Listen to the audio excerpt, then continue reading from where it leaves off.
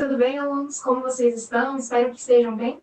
Hoje nós vamos falar de um conceito muito importante na química, que ele é cobrado em vestibulares. Na UEL também é cobrado.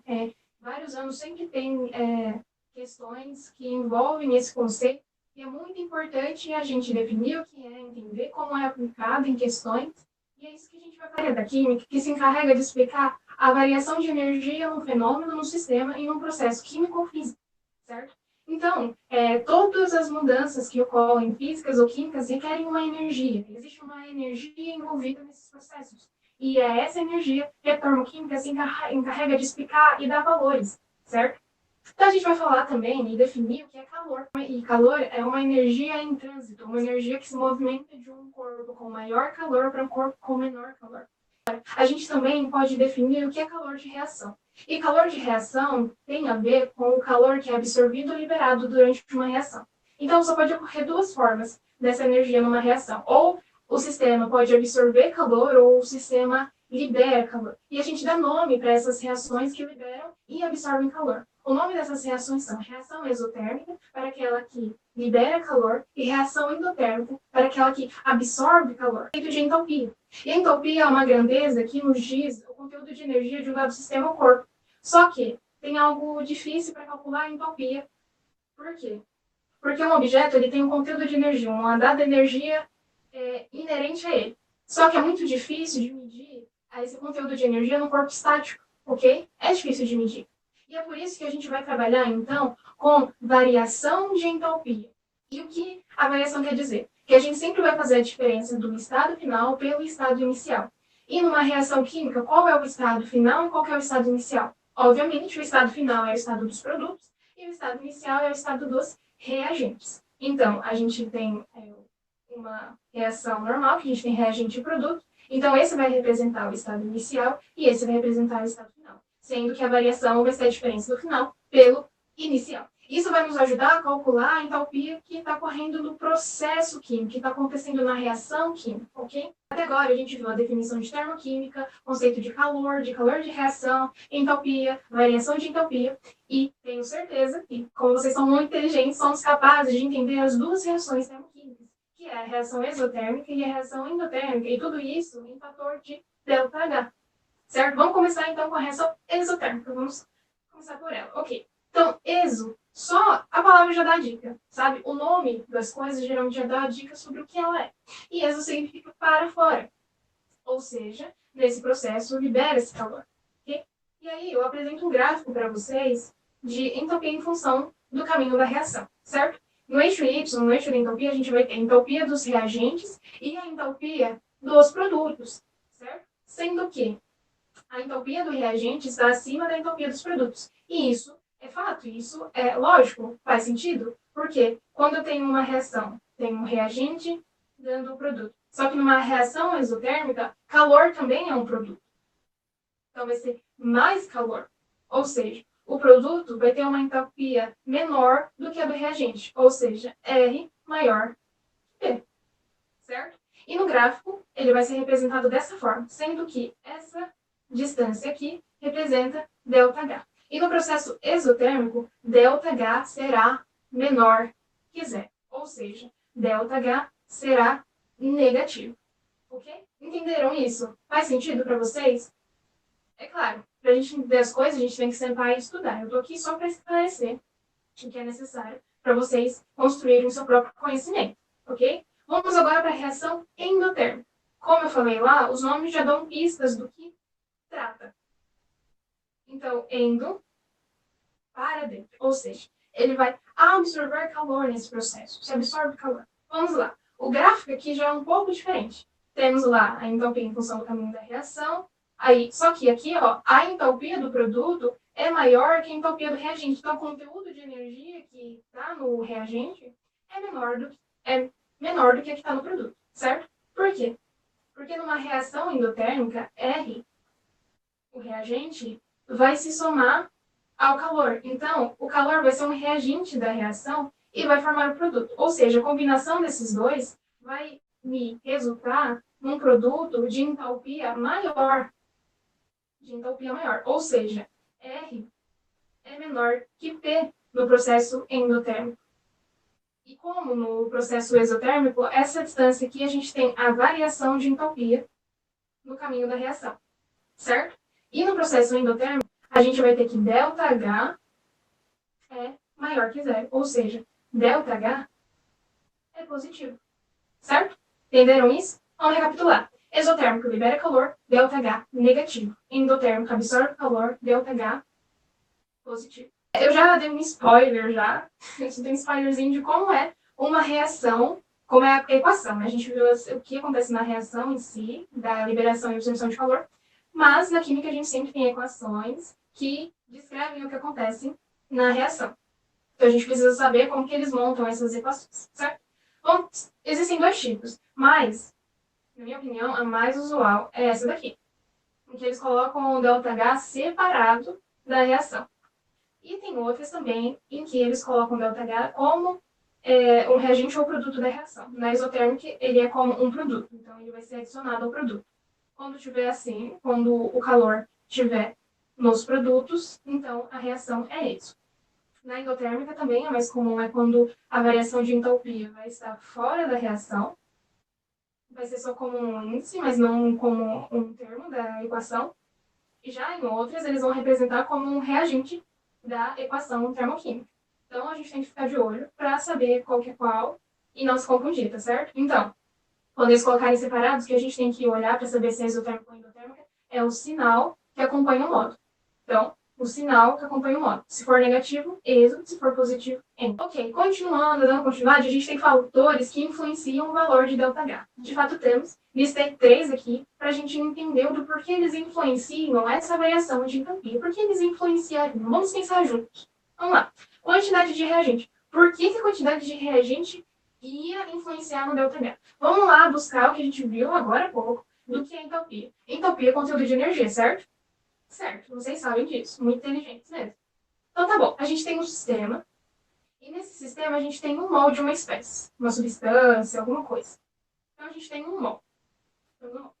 E aí nesse sistema eu acrescento mais um mol dessa espécie. Ou seja, teremos 2 mols dessa espécie nesse sistema, certo? Se é conteúdo de energia, o conteúdo de energia que tinha nesse 1 mol vai se duplicar pelo fato de eu acrescentar mais um mol.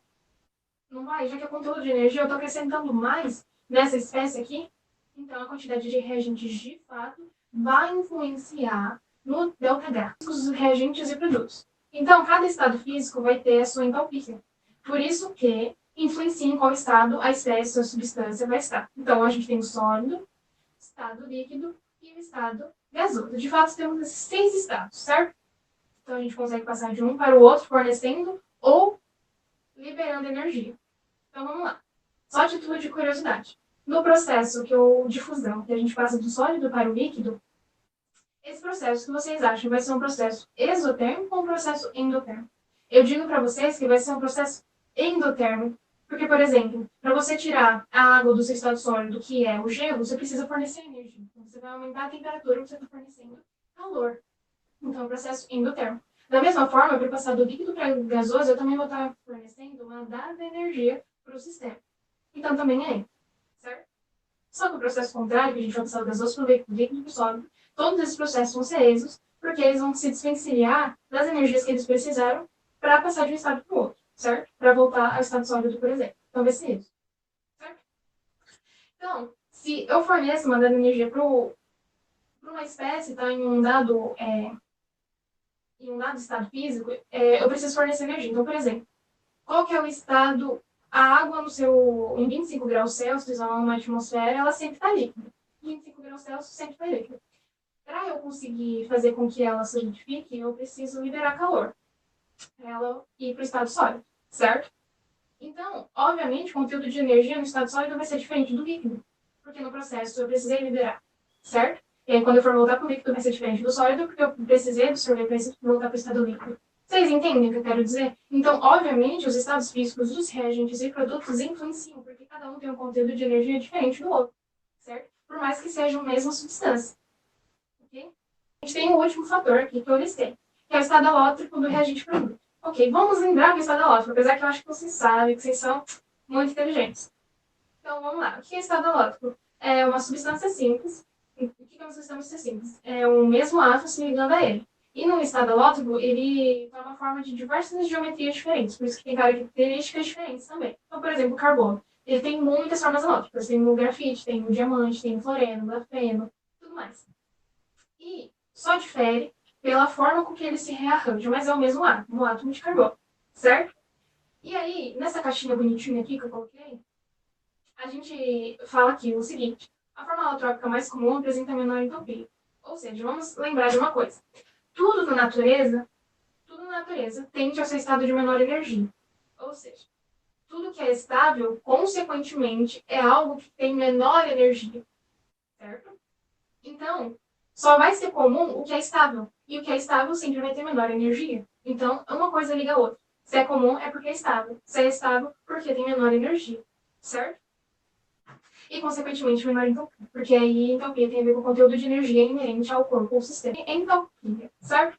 Então, a gente tem o estado padrão, a gente tem entropia padrão de formação e entropia de combustão de uma substância, certo?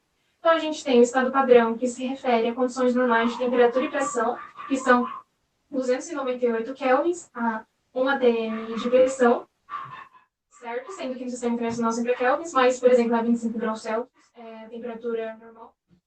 A substância no seu estado mais comum, certo? Então, por exemplo, a água nessas condições normais de pressão e temperatura vai ser líquido. O mercúrio também vai ser líquido. É na forma alotrópica mais estável. Ou seja, se é mais estável, é mais comum. Okay? Então, obviamente, vai ser um estado padrão. Ela está na sua forma alotrópica mais comum, mais estável, de menor energia. E a entropia padrão de formação é a variação de entropia que a gente tem para a formação de um mol dessa substância. Então, é isso que se refere à entropia padrão de formação. E aí a gente tem a entropia de combustão de uma substância que também se refere a um mol que a gente precisa para a combustão dessa substância. E outro ponto a ser ressaltado que é muito importante é que as reações de combustão são sempre exotérmicas.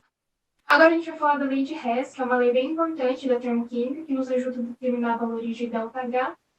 E Hess enuncia que o calor liberado ou absorvido numa reação química, ela independe dos estados intermediários pelos quais a reação passa.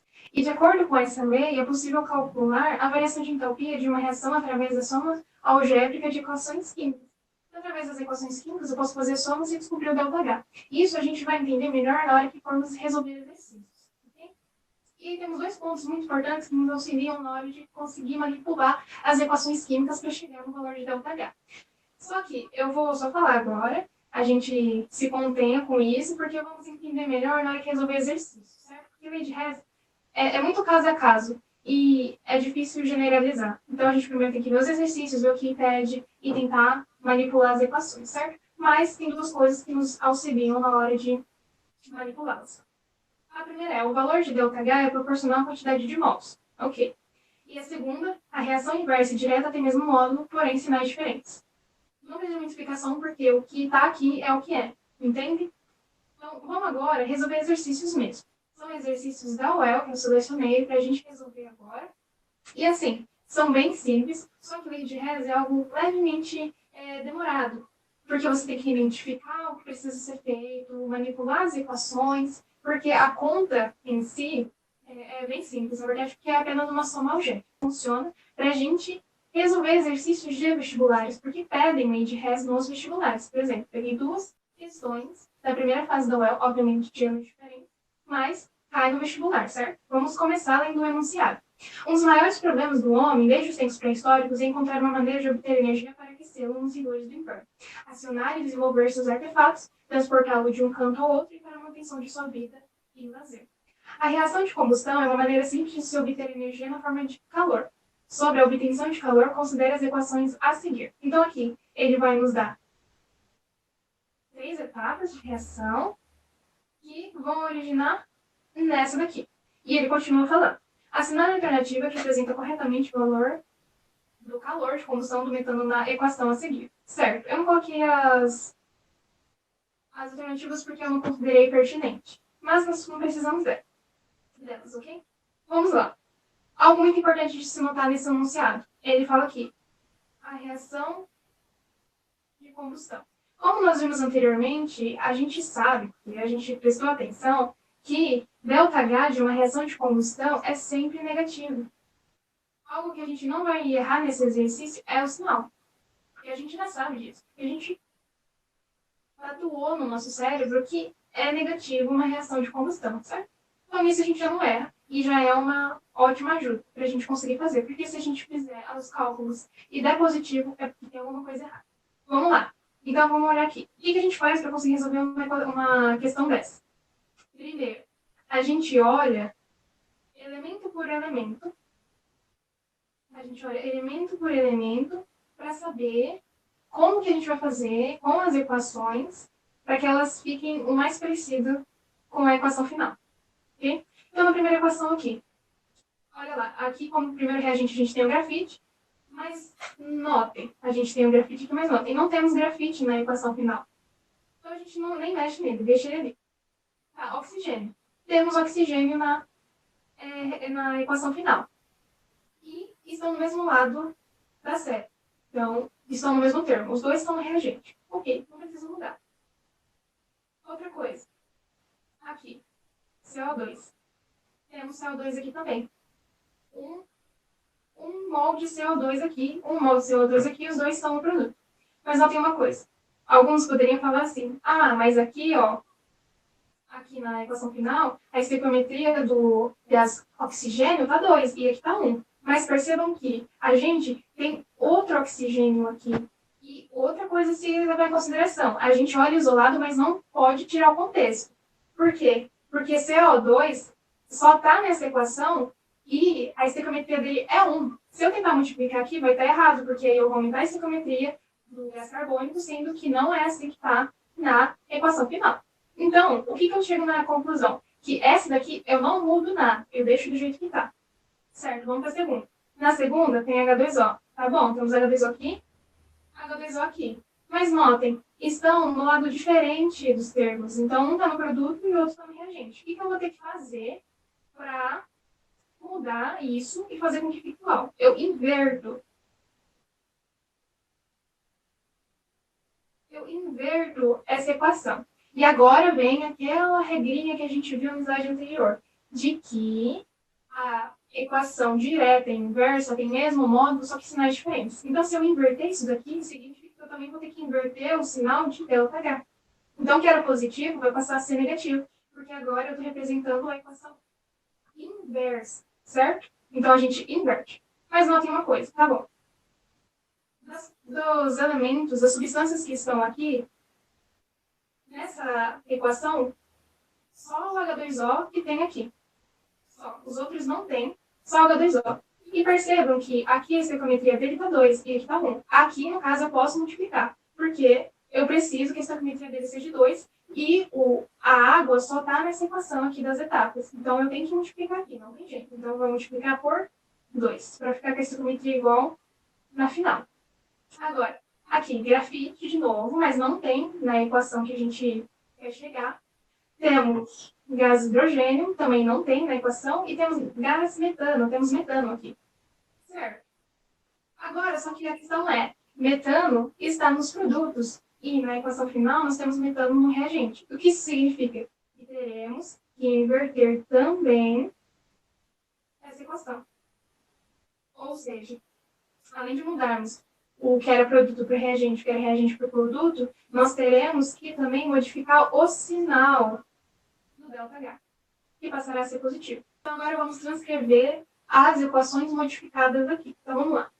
A primeira, a gente percebeu que não precisaria fazer nenhuma alteração. Então, a gente deixa do jeito que está. Então, vai ser carbono grafite mais oxigênio, gás oxigênio, formando CO2, gás carbônico, ou dióxido de carbono. O ΔH percebemos que também fica inalterado. Certo? Na segunda, a gente já viu que tem que mudar bastante coisa até. A gente percebeu que tem que inverter e multiplicar. Vamos escrever então aqui já multiplicada e invertida. Então, gás hidrogênio mais gás oxigênio formando água. E o ΔH aqui vai mudar de sinal, então vai ficar negativo, e vai dobrar. Certo? E na última, a única coisa que a gente precisaria fazer é inverter para que o metano ficasse nos reagentes. Então, esse CH4 mais 2H2 mais carbono grafite. E o ΔH aqui só inverte o sinal. Era positivo, agora está negativo. Não, era negativo, agora está positivo. Certo? Agora que a gente fez todas essas transformações e tudo mais, a gente vai poder fazer o quê? Marcar os elementos que são iguais, tanto no reagente quanto no produto. E a gente pode fazer isso assim como na matemática. Até porque aqui é uma soma objeto, certo? Então, eu posso cortar carbono grafite com carbono grafite, eu vou poder cortar o gás hidrogênio com o gás hidrogênio, e é isso que eu posso cortar. Não dá mais para cortar nada.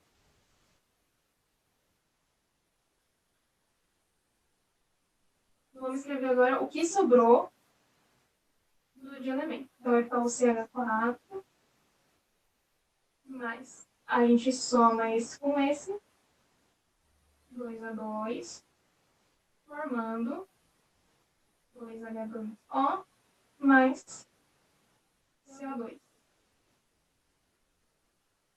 E em ΔH a gente ainda não sabe.